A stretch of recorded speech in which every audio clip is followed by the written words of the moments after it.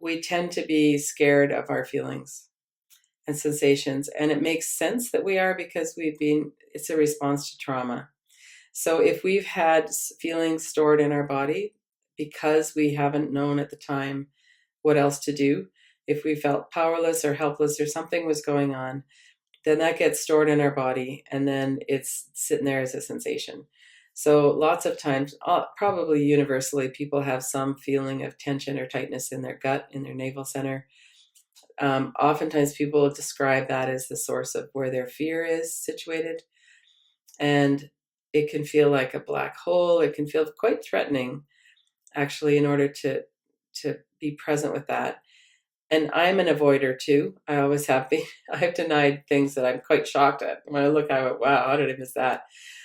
But one of the things that it worked for me with sensation was that I had a lot of pulsing in my throat since I was a teenager. And the pulsing always meant if you have something like ice cream, you're going to feel better.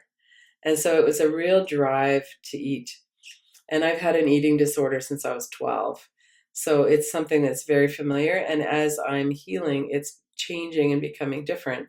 But it's still my go back. That's my fall back to is to avoid. So I was at the Killaby Center working with Scott 3 years ago, I think it is now.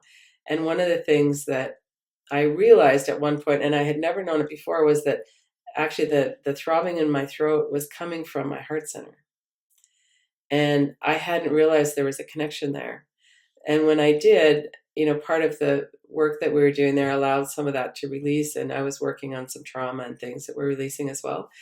And once I got able to be present in my heart center, then that pulsing went away and it's never really come back, not with that kind of force anyway. Occasionally it'll come up. But so it was like it was camouflage for I didn't actually want to go into my heart and be present with what was there because there was a lot of hurt there.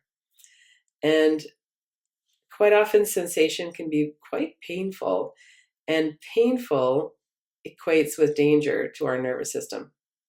So when we're experiencing something painful and we think it's dangerous, then we're going to want to stay away from it. And how we stay away from it differs, fight, flight, freeze. Some people will avoid, some people will go into anger and push it outwards somewhere. It just depends on what our strategy is. But that wanting to avoid what's going on in our bodies and in our experience is the root of all addiction. It's the root of unhappiness. It's the root of these thoughts that are in the mind. The experience that we can have, that we can survive being present with ourselves, is the most important thing that we can do. We don't want to be sucked back into re-traumatizing, re-experiencing something that was traumatizing. And in the book, one of the things that I really wanted to have in there was, here are some really practical ways you can stop that from happening. I'm seeing a childhood scene, for instance, and I'm looking at it out of my own eyes. So I'm right in the room.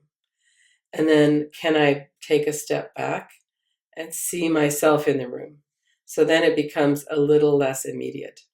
It's not happening to me in the same way because I can see that it's happening. But then also, a lot of the times that will take up our whole visual field. So we're in the room and okay, now I can see that I'm in the room, but it's still the whole thing. So could I put a frame around it? Or if it's a video clip, could I put a screen, put it on a screen? And then when we can see that we have space around it, then that makes it even more obvious that we're not actually in the situation anymore. And it's not to discount that at all. It's very good for us to be present exactly with what's coming up, because the words and the images that are coming up are what's needing to be seen and needing to be attended to. But we need to do it in a way that's safe for us. So one of the ways is that we can, do it with someone we trust. But another way is just when we notice, okay, here's this image or here's these words, can I put some space around it? And then that tracing where we take the eyes around the outside, we're not looking at the picture anymore, we're just tracing the space on the outside. But there's something about tracing the space that just changes the experience in the brain. It releases some of the Velcro off of it. And then what I found is that as I started to experience that I could survive being present with what was inside, then it became very interesting to me what was in there. And I had a lot of motivation to actually look. because I knew the freedom that resulted from letting the Velcro release off of it.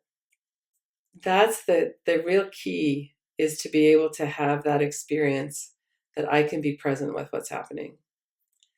And even if it's difficult, or even if it was painful at the time, I survived it. I'm actually here. Whatever it was that was really scary at the time is now a memory of something that was scary. And some of these practices and way of working with it can back it off enough. With some things too, I would put it up on the wall over across the room and notice the space between me and the wall. And that became very evident. And that works really well with a lot of people, to open your eyes and put it over there and go, okay, now I really can see that that's just an image. Let me look and see what it is about it that's scary. Oh, it's their eyes. And then we can put the space around it, and we can then get into working with it in the body and notice the sensation the same way. Sensations come and go just the way thoughts come and go. And how can I describe the sensation? So some of those methods a lot of them are ways of taking a different perspective, so we're not so enmeshed in it.